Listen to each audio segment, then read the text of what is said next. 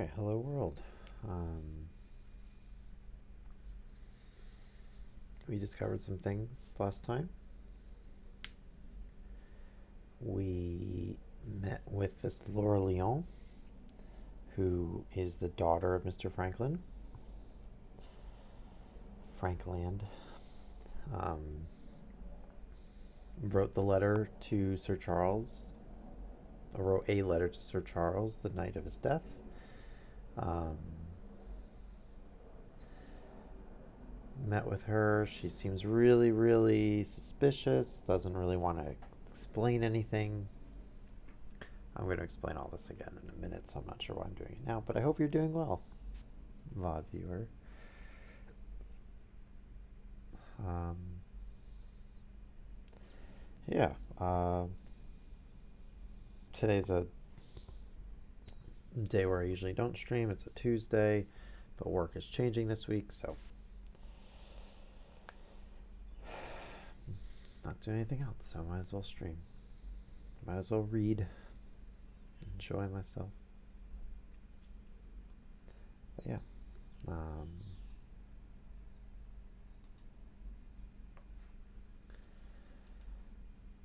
So impressive how quickly bots or whatever can join in on streams.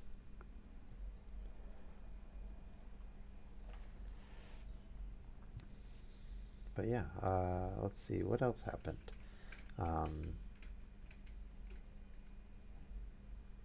Holmes still been missing, but Watson is on the tail of a mysterious figure out in the moor.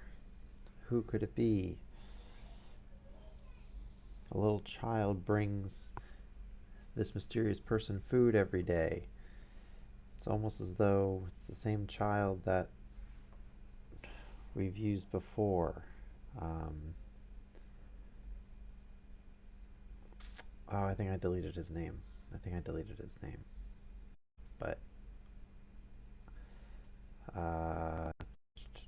yeah, I deleted his name. Or maybe not. Yeah, I deleted his name. Oh well.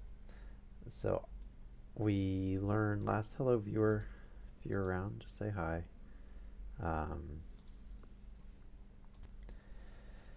I can recap yesterday for you if you'd like. Oh, here it is, Cartwright. I'm betting it's Cartwright. A boy who's been feeding the mysterious person out in the swamp, out on the hills in the houses. So Watson did a lot of work last time, the last couple chapters. He found this Laura Leon, who's the daughter of Mr. Frankland. She was married, not a great husband, looking to get divorce papers, but they cost a lot of money or something like that. So she's the beneficiary of Charles and of Stapleton and a little bit of Franklin. She doesn't really like her father. But more importantly, she wrote a letter to Sir Charles the day he died, to meet him at the location where he died, at the time he died. And she seems really suspicious, doesn't really feel comfortable talking about the stuff. Every single drop of information Watson tried to get out of her was really, really difficult. So it's, I have suspicions of her, but like, again, she also just seems like a child who needed help. She doesn't seem to be evil or anything, but you never know. The other major thing that Watson did last time was he was hunting down this mysterious figure he saw at night standing up on a hilltop. And fortunately, Mr. Frankland, hello. How much of that recap did you just get? Or if you want me to continue with the recap.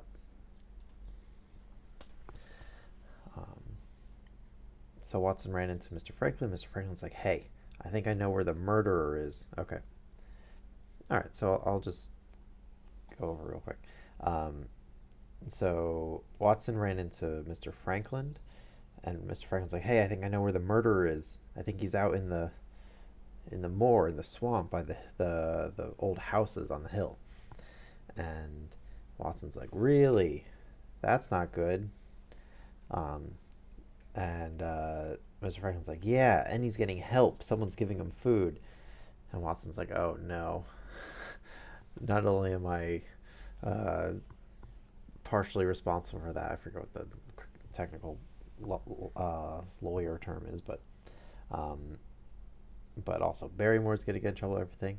And Mr. Franklin's like, "Yeah, a child is running out to him." And Watson's like, "Okay, maybe this isn't actually Selden the murderer. Maybe it's this mysterious figure who he's been hunting down, or like thinking about hunting down." So, at the end of the chapter, um, Watson goes out into the houses, out the little huts or broken down buildings or whatever they are, out on the hill, and waits for this mysterious figure.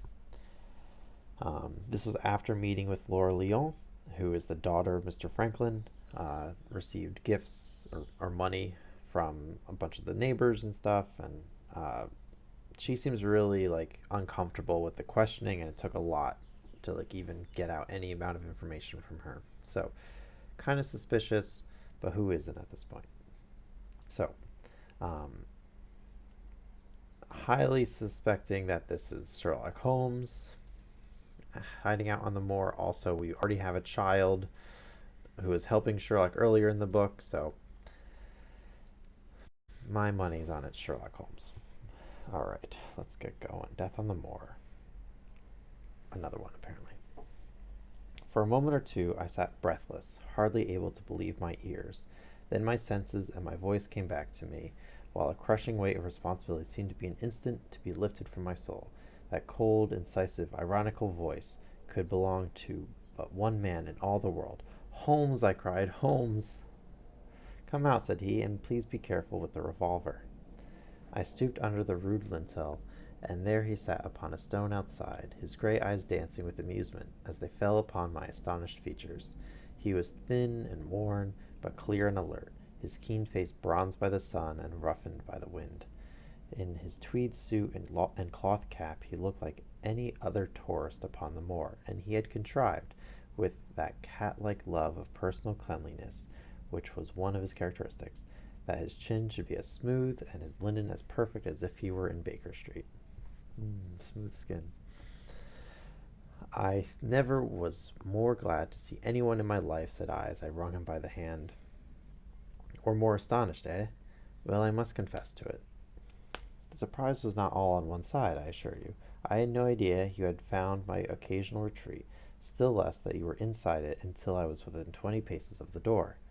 "My footprint, I presume?" "No, Watson, I fear that I could not undertake to recognize your footprint among all the footprints of the world."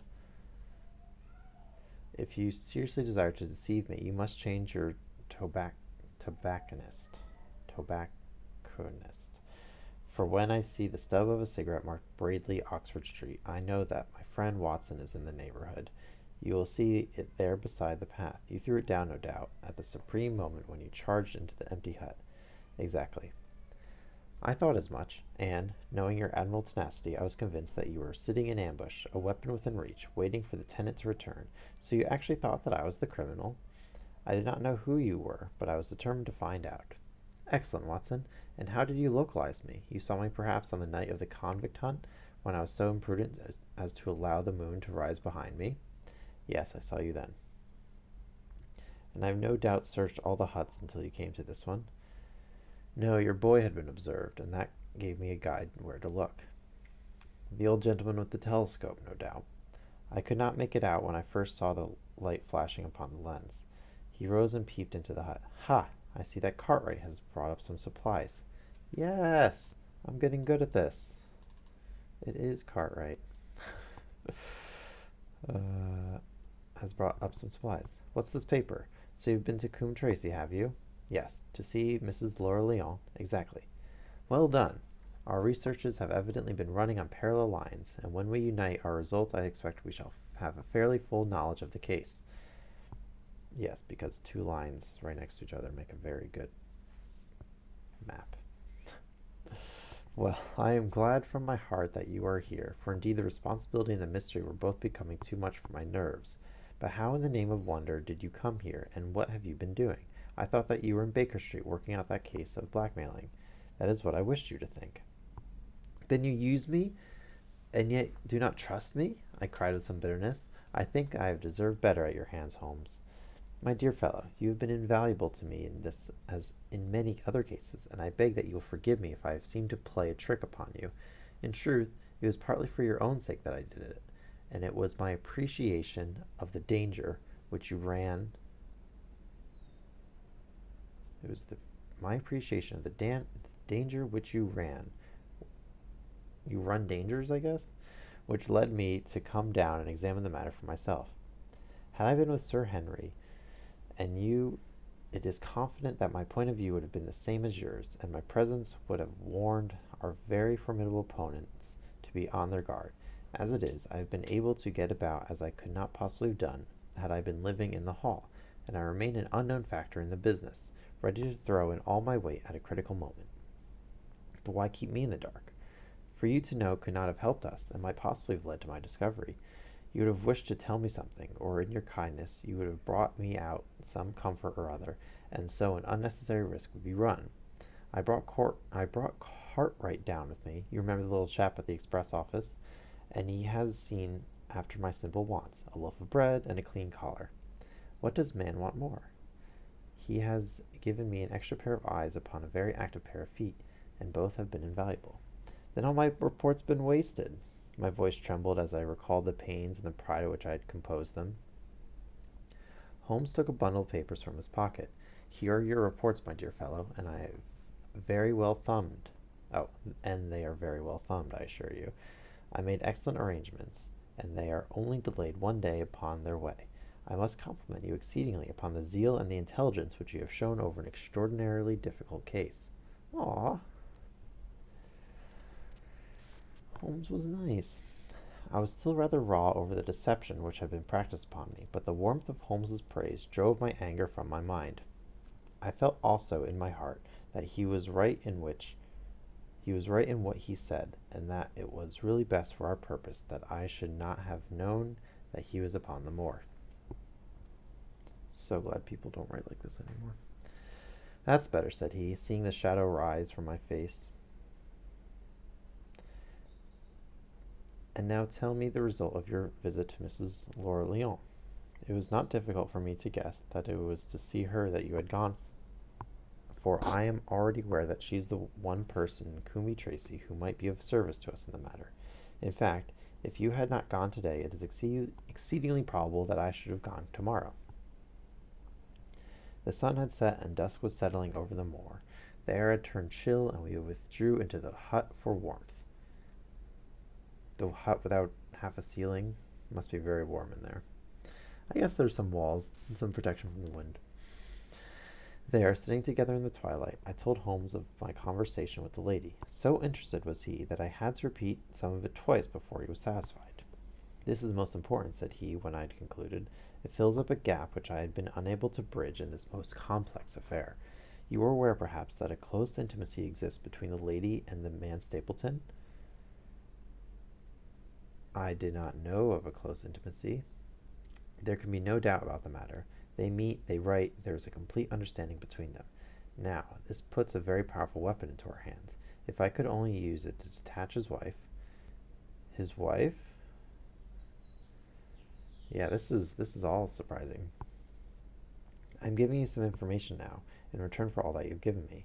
The lady who has passed here as Miss Stapleton is in reality his wife. Good heavens, Holmes, are you sure of what you say?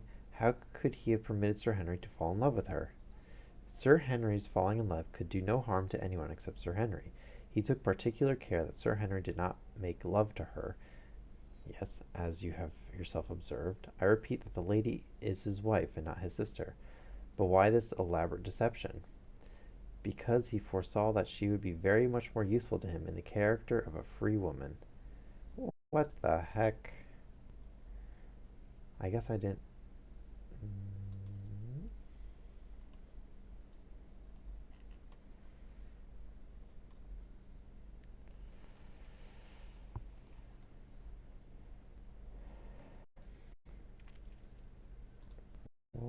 Okay. All my unspoken instincts, my vague suspicions, suddenly took shape and centered upon the naturalist.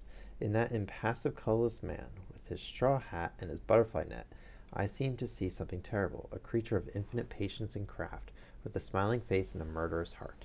It is he, then, who is our enemy. It is he who dogged us in London. So I read the riddle.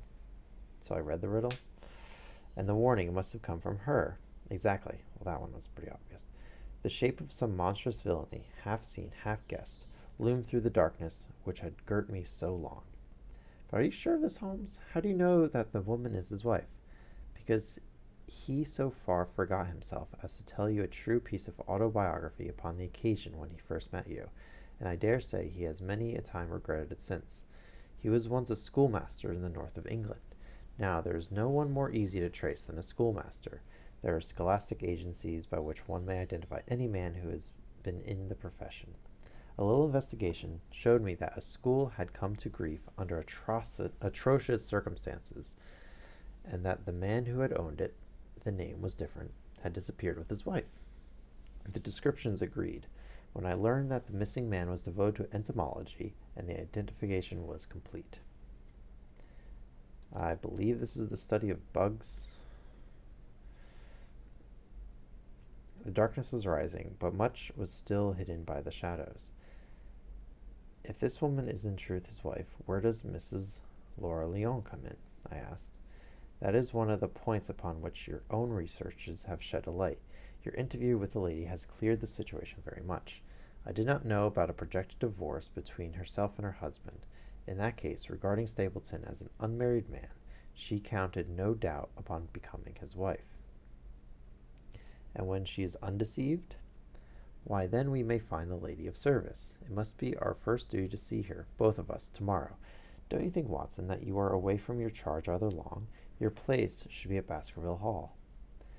The last red streaks had faded away in the west, and night had settled upon the moor. A few faint stars were gleaming in the violet sky. One last question, Holmes, I said as I rose. Surely there is no need of secrecy between you and me. What is the meaning of it all? What is he after? Holmes's voice sank as he answered. It is murder, Watson, refined, cold-blooded, deliberate murder. Do not ask me for particulars. My nets are closing upon him, even as his are upon Sir Henry, and with your help he is already almost at my mercy. But there is but one danger which can threaten us. It is that he should strike before we are ready to do so. Another day, 2 at the most, and I have my case complete. But until then, guard your charge as closely as ever a fond mother watched her ailing child. Your mission today has justified itself, and yet I could almost wish that you had not left his side. Hark! Hark! A terrible scream, a prolonged yell of horror and anguish, burst out of the silence of the moor. That frightful cry turned the blood to ice in my veins. Oh my God, I gasped. What is it? What does it mean? Holmes had sprung to his feet, and I saw his dark, athletic outline at the door of the hut, his shoulders stooping, his head thrust forward, his face peering into the darkness. Hush, he whispered, hush! The cry had been loud on account of its vehemence, but it had pealed out from somewhere far off on the shadowy plain. Now it burst upon our ears, nearer, louder, more urgent than before. Where is it? Holmes whispered, and I knew from the thrill of his voice that he, the man of iron, was shaken to the soul. Where is it, Watson? There, I think I pointed into the darkness. No, there. Again, the agonized cry swept through the silent night, louder and much nearer than ever, and a new sound mingled with it, a deep, muttered rumble, musical and yet menacing, rising and falling like the low, constant murmur of the sea. The hound, cried Holmes. Come, Watson, come. Great heavens, if we are too late. He had started running swiftly over the moor, and I had followed at his heels. But now from somewhere among the broken ground immediately in front of us, there came one last despairing yell, and then a dull, heavy thud. We halted and listened. Not another sound broke the heavy silence of the windless night. I saw Holmes put his hand to his forehead like a man distracted. He stamped his feet upon the ground. He has beaten us, Watson. We are too late. No, surely not. Fool that I was to hold my hand. And you, Watson, see what becomes of abandoning your charge. But by heaven, if the worst has happened, we'll avenge him. Ouch. Imagine being called responsible for someone's murder. Blindly, we ran through the gloom, blundering against boulders, forcing our way through gorse bushes, panting up hills and rushing down slopes, heading always in the direction whence those dreadful sounds had come. At every rise, Holmes looked eagerly around him, but the shadows were thick upon the moor, and nothing moved upon its dreary face. Can you see anything? Nothing. But hark, what is that? A low moan had fallen upon our ears. There it was again, upon our left. On that side a ridge of rocks ended in a sheer cliff which overlooked a stone-strewn slope. On its jagged face was spread-eagled some dark, irregular object. As we ran towards it, the vague outline hardened into a definitive shape. It was a prostrate man face downward upon the ground, the head doubled under him at a horrible angle, the shoulders rounded, and the body hunched together as if in the act of throwing a somersault. So grotesque was the attitude that I could not for the instant realize that the moan had been the passing of his soul. Not a whisper, not a rustle, rose now from the dark figure over which we stooped. Holmes laid his hand upon him and held it up again with an exclamation of horror. The gleam of the match which he struck shone upon his clotted fingers and upon the ghastly pool which widened slowly from the crushed skull of the victim. And it shone upon something else, which turned our hearts sick and faint within us, the body of Sir Henry Baskerville.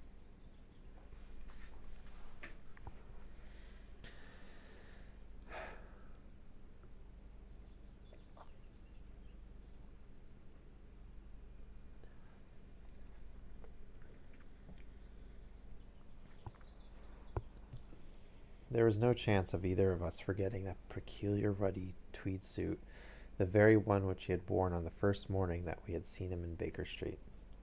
We caught the one clear glimpse of it, and then the match flickered and went out, even as the hope had gone out of our souls. Holmes groaned, and his face glimmered white through the darkness. The brute, I cried with clenched hands. Oh, Holmes, I shall never forgive myself for having left him to his fate. I am more to blame than you, Watson. In order to have my case well rounded and complete, I have thrown away the life of my client. It is the greatest blow which has befallen me in my career.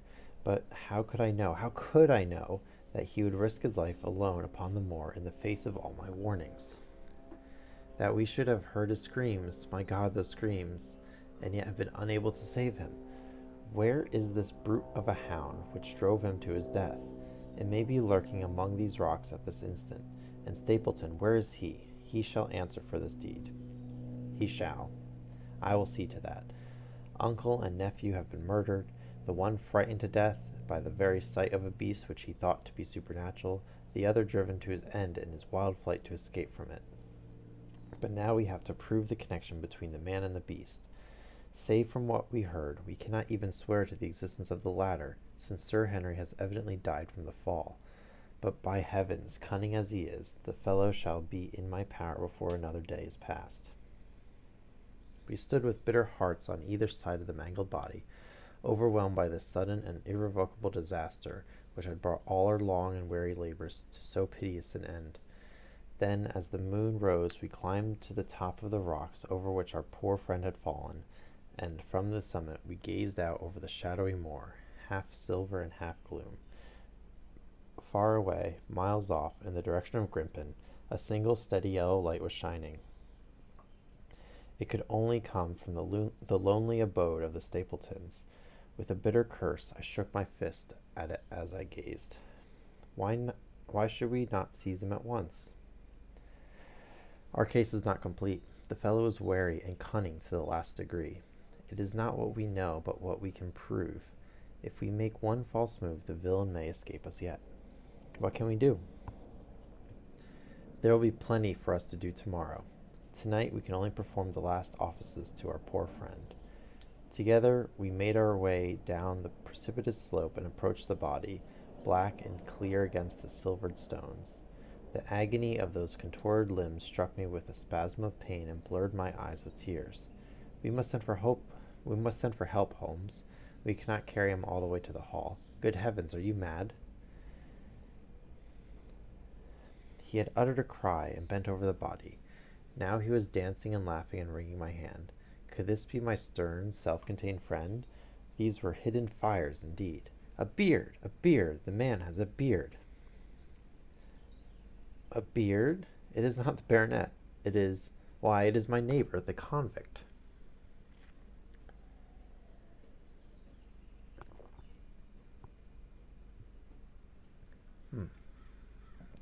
What a twist. With feverish haste we had turned the body over, and that dripping beard was pointing up to the cold, clear moon. There could be no doubt about the beetling forehead, the sunken animal eyes. It was indeed the same face which had glared upon me in the light of the candle from over the rock, the face of Selden, the criminal. Then in an instant it was all clear to me. I remember how the baronet had told me that he had handed his old wardrobe to Barrymore. Barrymore had passed it on in order to help Selden in his escape. Boots, shirt, cap, it was all Sir Henry's. The tragedy was still black enough, but this man had at least deserved death by the laws of his country. I told Holmes how the matter stood, my heart bubbling over with thankfulness and joy. Then the clothes have been the poor devil's death, said he. It is clear enough that the hound has been laid on from some article of Sir Henry's, the boot which was abstracted in the hotel, in all probability, and so ran this man down. That's why they returned the new boot and kept the old boot, because the new boot didn't smell like him anymore.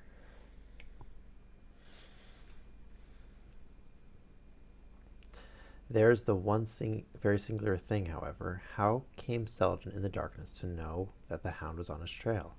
He heard him. To hear a hound upon the moor would not work a hard man like this convict into such a paroxysm of terror that he would risk recapture by screaming wildly for help. But his cries he must have run a long way after he knew the animal was on his track. How did he know?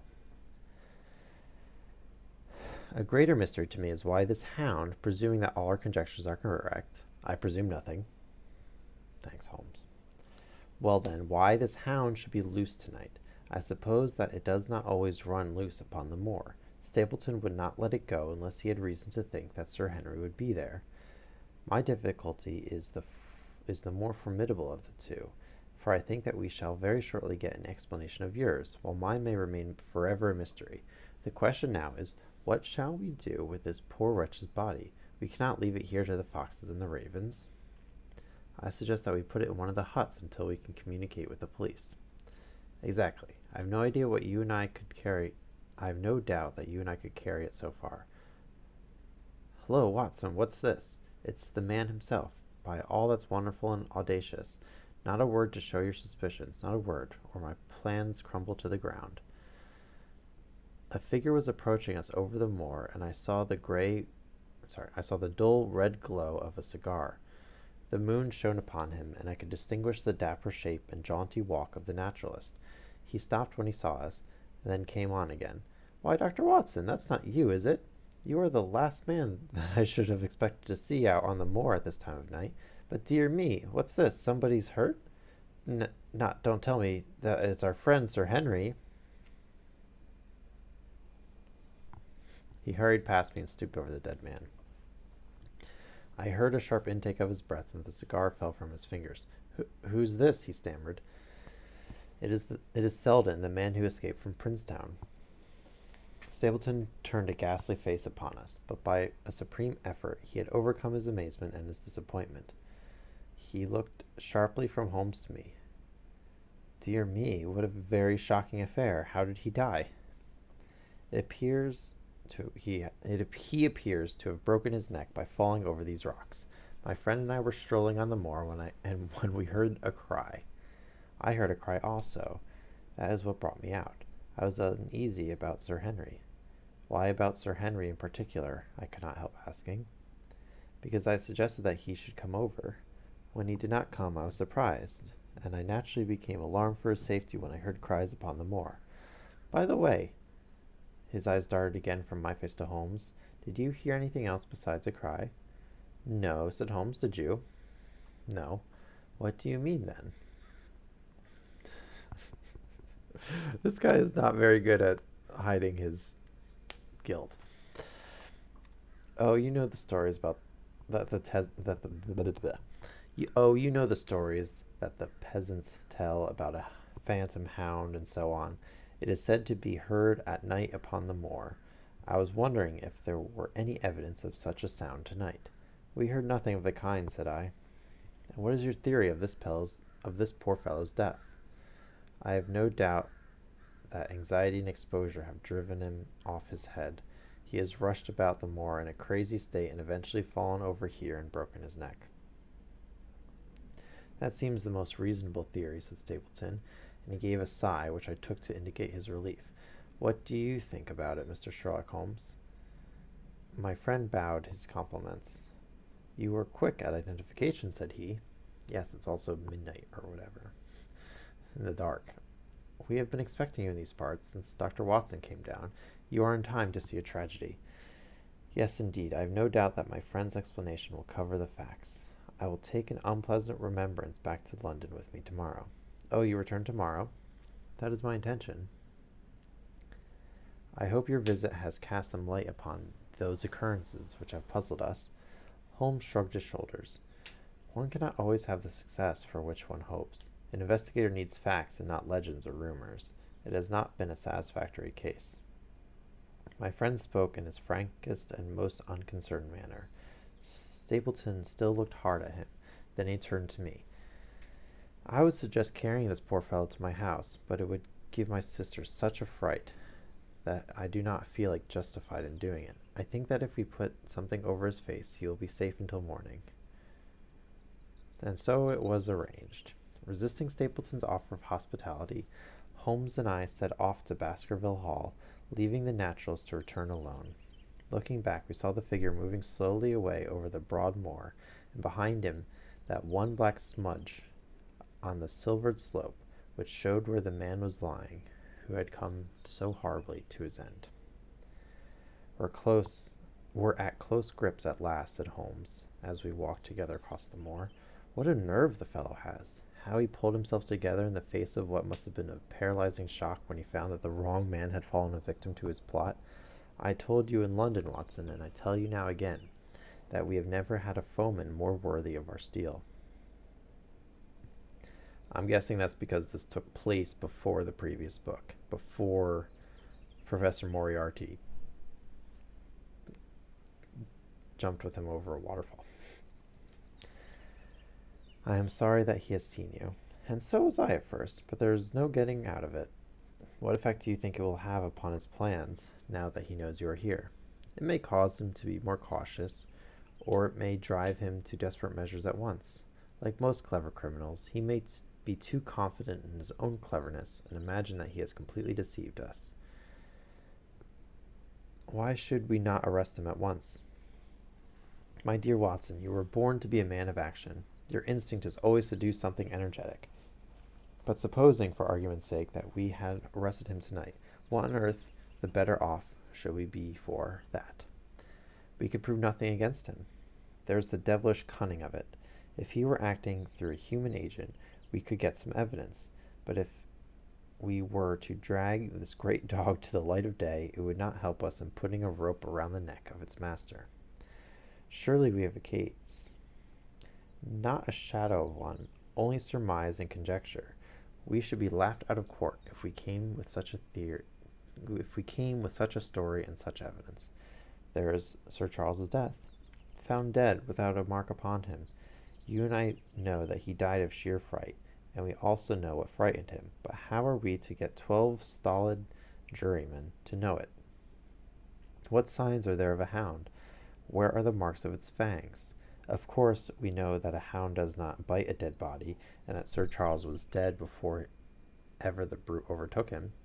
But we have to prove all this, and we are not in a position to do it. Well then, tonight, we are not much better off tonight. Again, there is no direct connection between the hound and the man's death. We never saw the hound. We heard it, but we could not prove that it was running upon the man's trail. There is a complete absence of motive. No, my dear fellow, we must reconcile ourselves to the fact that we have no case at present, and that it is worth our while to run any risk in order to establish one. And how do you propose to do so? I have great hopes for what Mrs. Laura Lyon may do for us when the position of affairs is made clear to her, and I have my own plan as well. Sufficient for tomorrow is the evil thereof, but I hope before the day is past to have the upper hand at last. I could draw nothing further from him, and he walked, lost in thought, as far as the Baskerville gates. Are you coming up? Yes, I see no reason for further concealment. But one last word, Watson. Say nothing of the Hound to Sir Henry. Let him think that Selden's death was as Stapleton would have us believe. He will have better nerve for the ordeal which he will have to undergo tomorrow, when he is engaged, if I remember your report aright, to dine with these people. Oh, yes. And so am I. Then you must excuse yourself, and you must go alone. That will be easily arranged. And now, if we are too late for dinner, I think that we are both ready for our suppers.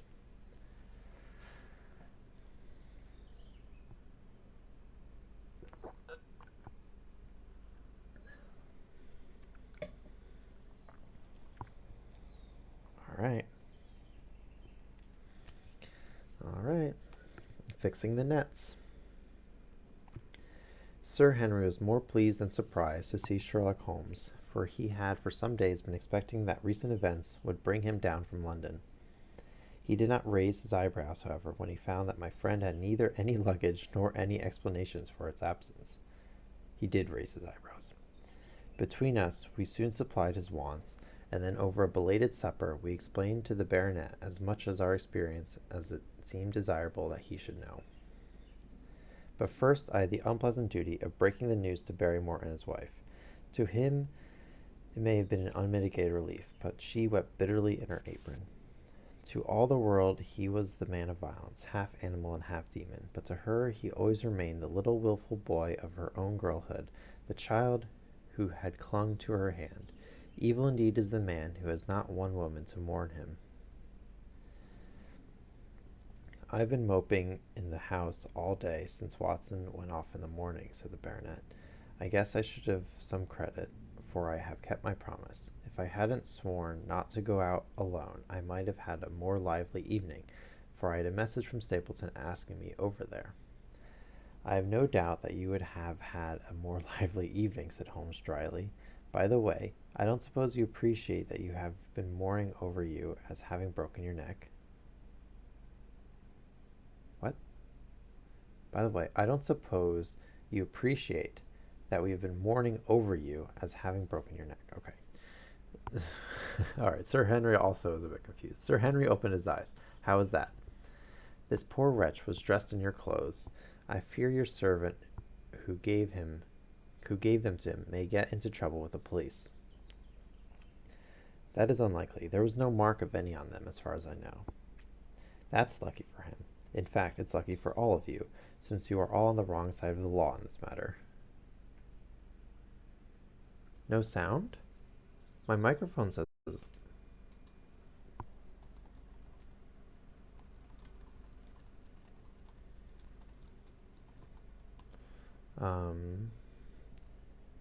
Okay. Testing.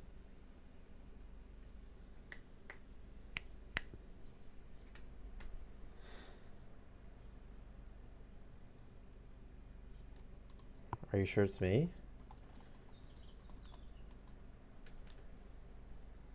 I will... How long have I been quiet?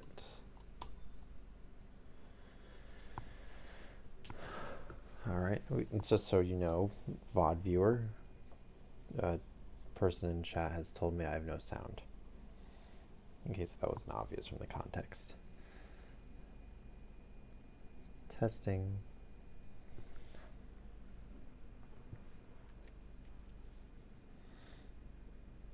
Testing. 1, 2, 3, 4, 5.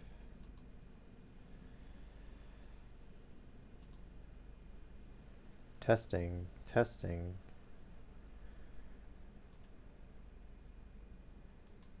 Don't.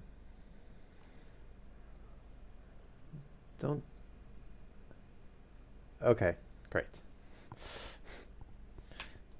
Okay. All right, I will keep reading then. They're all on the wrong side of the law in this matter. I am not sure that as a conscientious detective, my first duty is to not arrest the whole household. Watson's report are most incriminating documents. But how about the case? Asked the baronet. Have you made anything out of the tangle? I don't know that Watson and I are much the wiser since we came down. I think that I shall be in position to make the situation rather more clear to you before long. It has been an exceedingly difficult and most complicated business. There are several points upon which we still want light, but it is coming all the same. We've had one experience, as Watson has no doubt told you. We heard the hound on the moor, so I can swear that it is not all empty superstition. I had something to do with dogs when I was out west, and I know one when I hear one. If you can muzzle that one and put him on a chain, I'll be ready to swear you are the greatest detective of all time. I think I will muzzle him and chain him all right if you will give me your help. Whatever you tell me to do, I will do. Very good. And I will ask you also to do it blindly, without always asking the reason, just as you like. If you will do this, I think the chances are that our little problem will soon be solved. I have no doubt. He stopped suddenly and stared fixedly up over my head into the air. The lamp beat upon his face, and so intent was it, and so still, that it might have been that of a clear-cut classical statue, a personification of alertness and expectation. What is it? We both cried. I could see as he looked down that he was repressing some internal emotion. His features were still composed, but his eyes shone with amused exultation. Excuse the admiration of a connoisseur, said he as he waved his hand towards the line of portraits which covered the opposite wall. Watson won't allow that I know anything of art, but that is mere jealousy, because our views upon the subject differ. Now, these are a really very fine series of portraits. Well, I'm glad to hear you say so, said Sir Henry, glancing with some surprise at my friend. I don't pretend to know much about these things, and I'd be a better judge of a horse or a steer than of a picture. I didn't know that you found time for such things. I know what is good when I see it, and I see it now. That's a Kneller, I swear. That lady in the blue silk over yonder, and the stout gentleman with the wig ought to be a Reynolds. They are all family portraits, I presume? Every one. Do you know the names? Barrymore has been coaching me in them, and I think I can say my lessons fairly well. Who is the gentleman with the telescope? Not Franklin. Franklin has a telescope. That is Rear Admiral Baskerville, who served under Rodney in the West Indies. The man with a blue coat and the roll of paper is Sir William Baskerville, who is the chairman of committees of the House of Commons under Pitt. And this cavalier opposite to me, the one with the black velvet and the lace? Ah, you have a right to know about him. That is the cause of all the mischief, the wicked Hugo, who started the Hound of the Baskervilles. We're not likely to forget him. I gazed with interest and some surprise upon the portrait. Dear me, said Holmes, he seems a quiet, meek-mannered man enough, but I dare say that there was a lurking devil in his eyes. I had pictured him as a more robust and ruffianly person. There's no doubt about the authenticity, for the name and the date, 1647, are on the back of the canvas. Holmes said little more, but the picture of the old roisterer seemed to have a fascination for him, and his eyes were continually fixed upon it during supper. It was not until later, when Sir Henry had gone to his room, that I was able to follow the trend of his thoughts. He led me back into the banqueting hall, his bedroom candle in his hand, and he held it up against the time-stained portrait on the wall. Do you see anything there? I looked at the broad-plumed hat, the curling love-locks, the white lace collar, and the straight, severe face which was framed between them. It was not a brutal countenance, but it was prim, hard and stern, with a firm-set, thin-lipped mouth and a coldly intolerant eye. Is it like anyone you know? There is something of Sir Henry about the jaw. Just a suggestion, perhaps, but wait an instant. He stood upon a chair, and holding up the light in his left hand, he curved his right arm over the broad hat and round the long ringlets. Good heavens! I cried in amazement. The face of Stapleton had sprung out of the canvas. Ha, you see it now. My eyes have been trained to examine faces and not their trimmings. It is the first quality of a criminal investigator that he should see through a disguise. But this is marvelous. It might be his portrait. Yes, it is an interesting instance of a throwback, which happens to be both physical and spiritual. A study of family portraits is enough to convert a man to the doctrine of reincarnation. The fellow is a Baskerville, that is evident, with designs upon the succession. Exactly. This chance of the picture has supplied us with one of our most obvious missing links. We have him, Watson, we have him, and I dare swear that before tomorrow night he will be fluttering in our net as helpless as one of his own butterflies. A pin, a cork, and a card, and we add him to the Baker Street collection. He burst into one of his rare fits of laughter as he turned away from the picture. I have not heard him laugh often, and it was always boded ill to somebody. I was up betimes in the morning, but Holmes was afoot earlier still, for I saw him as I dressed, coming up the drive. Yes, we should have a full day today, he remarked, and he rubbed his hands with the joy of action. The nets are in place, and the drag is about to begin. We'll know before the day is out whether we have caught our big, lean-jawed pike, or whether he has got through the meshes. Have you been on the moor already? I've sent a report from Grimpen to Princetown as to the death of Selden. I think I can promise that none of you will be troubled in the matter, and I have also communicated with my faithful Cartwright, who would certainly have pined away at the door of my hut as a dog does at his master's grave, if I had not set his mind at rest about my safety. What is the next move? To see Sir Henry. Ah, here he is. Good morning, Holmes, said the baronet. You look like a general who is planning a battle with his chief of the staff. That is the exact situation. Watson was asking for orders. And so do I. Very good. You are engaged, as I understand, to dine with our friends, the Stapletons, tonight. I hope that you will come also. They are very hospitable people, and I am sure that they would be very glad to see you. I fear that Watson and I must go to London. To London? Yes, I think that we should be more useful there at the present juncture. The baronet's face perceptibly lengthened. I hope that you are going to see me through this business. The hall and the moor are not very pleasant places when one is alone. My dear fellow, you must trust me implicitly and do exactly what I tell you. You can tell your friends that we should have been happy to have come with you, but that urgent business required us to be in town. We hope very soon to return to Devonshire. Will you remember to give them that message? If you insist upon it. There is no alternative, I assure you. I saw by the baronet's clouded brow that he was deeply hurt by what he regarded as our desertion. When do you desire to go? He asked coldly. Immediately after breakfast. We will drive in to Coombe Tracey, but Watson will leave his things as a pledge that he will come back to you. Watson, you will send a note to Stapleton to tell him that you regret that you cannot come. I have a good mind to go to London with you, said the baronet. Why should I stay here alone? Because it is your post of duty, because you gave me your word that you would do as you were told, and I tell you to stay. All right, then, I'll stay. One more direction. I wish you to drive to Merripit House.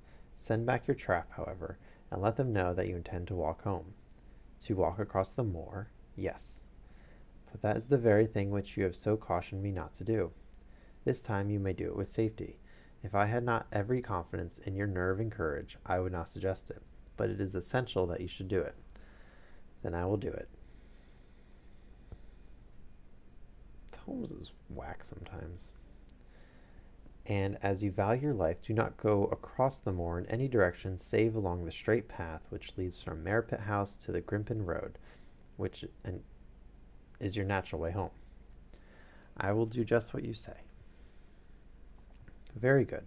I shall be glad to get away as soon as after breakfast as possible, so as to reach London in the afternoon.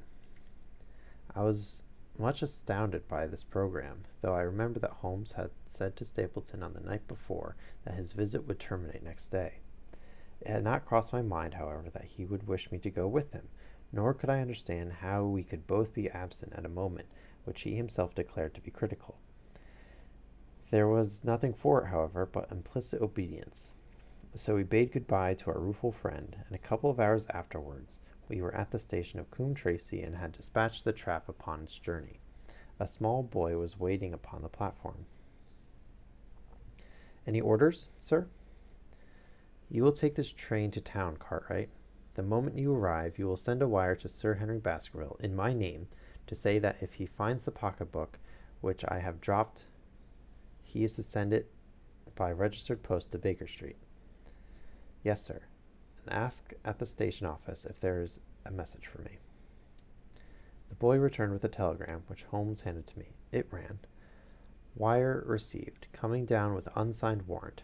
Arrive 5:40. Lestrade. Blah, blah, blah. So many things. Okay. That is an answer of mine. Sorry, that is an answer to mine of this morning. He's the best of the professionals, I think, and we may need his assistance. Now, Watson, I think that we cannot employ our time better than by calling upon your acquaintance, Mrs. Laura Lyon. His plan of campaign was beginning to be evident. He would use the baronet in order to convince the Stapletons that he were really gone, while we should actually return at the instant when we were likely to be needed. That telegram from London, if mentioned by Sir Henry to the Stapletons, must remove the last suspicions from their minds. Already I seem to see the nets drawing closer around that lean-jawed pike. Mrs. Laura Lyon was in her office, and Sherlock Holmes opened his interview with a frankness and directness which considerably amazed her. I am investigating the circumstances which attended the death of the late Sir Charles Baskerville, said he. My friend here, Dr. Watson, has informed me of what you have communicated, and also of what you have withheld in connection of that matter. What have I withheld? She asked defiantly. You have confessed that you asked Sir Charles to be at the gate at 10 o'clock. We know that that was the place and hour of his death. You have withheld what the connection is between these events. There is no connection. Well, to me, because didn't they mention like Laura and Stapleton were like having an affair or something like that? So maybe she deliberately sent him off. Anyway.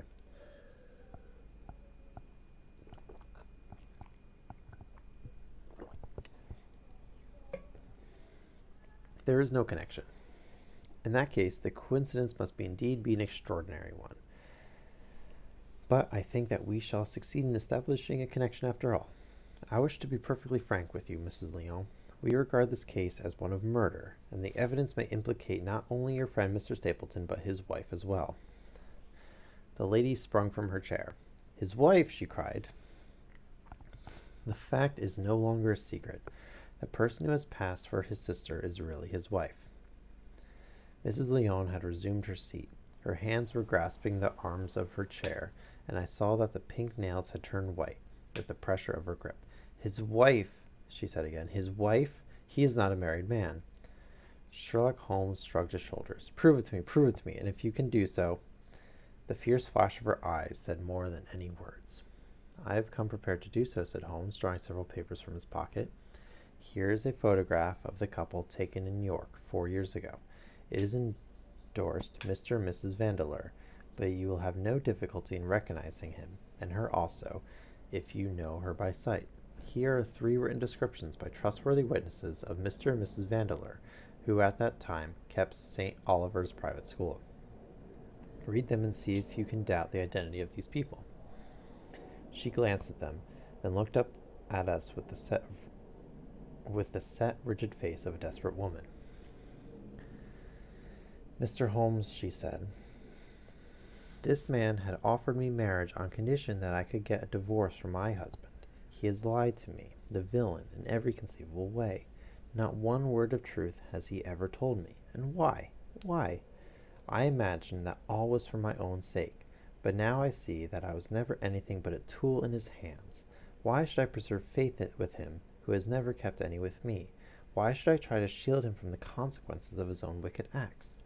Ask me what you like, and there is nothing which I shall hold back.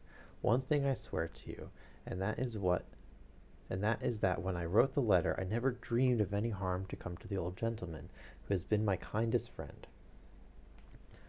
I entirely believe you, madam, said Sherlock Holmes. The recital of these events must be very painful to you, and perhaps it will make it easier if I tell you what had occurred, and you can check me if I make any material mistake. The sending of this letter was suggested to you by Stapleton. He dictated it.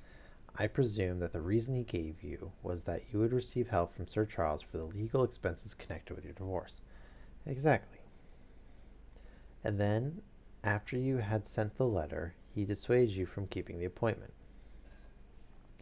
He told me that it would hurt his self-respect that any other man should find the money for such an object, and that though he was a poor man himself, he would devote his last penny to removing the obstacles which divided us. He appears to be a very consistent character. And then you heard nothing until you read the reports of the death in the paper. No. And he made you swear to say nothing about your appointment with Sir Charles. He did. He said that the death was a very mysterious one, and that I should certainly be suspected if the facts came out. He frightened me into remaining silent. Quite so, but you had your suspicions? She hesitated and looked down. I knew him, she said, but if he had kept faith with me, I should have always done so with him. I think that on the whole you have had a fortunate escape, said Sherlock Holmes. You have had him in your power, and he knew it, and yet you are alive. You have been walking for some months very near to the edge of a precipice. We must wish you good morning now, Mrs. Lyon, and it is probable that you will very shortly hear from us again. Our case becomes rounded off, and difficulty after difficulty thins away in front of us, said Holmes, as we stood waiting for the arrival of the express from town. I shall soon be in the position of being able to put into a single connected narrative one of the most singular and sensational crimes of modern times. Students of criminology will remember the analogous incidents in Godno, in Little Russia, in the year 66, and of course there are the Anderson murders in North Carolina, but this case possesses some features which are entirely its own. Even now we have no clear case against this very wily man, but I shall be very much surprised if it is not clear enough before we go to bed this night. The London express came roaring into the station, and a small, wiry bulldog of a man had sprung from its first-class carriage. We all three shook hands, and I saw at once from the reverential way in which Lestrade gazed at my companion that he had learned a good deal since the days when we had first worked together, or they had first worked together. I could well remember the scorn which the theories of the reasoner used to then. I could well remember the scorn which the theories of the reasoner used then to excite in the practical man. Anything good? The biggest thing for years, said Holmes. We have 2 hours before we need think of starting. I think we might employ in getting some dinner, and then, Lestrade, we will take the London fog out of your throat by giving you a breath of the pure night air of Dartmoor. Never been there? Ah, well, I don't suppose you'll forget your first visit. Okay. So that was about an hour. What are you up to? I've been playing a little bit more of Legends of Runeterra. So I was gonna do that and maybe stream a little bit of it, but if you're not if you're busy or doing something, I'll just not stream. But yeah, let me know what you want to do. But in the meantime, yeah, so my Jet RPG. Okay. Nice. The new one that came out, or the old one?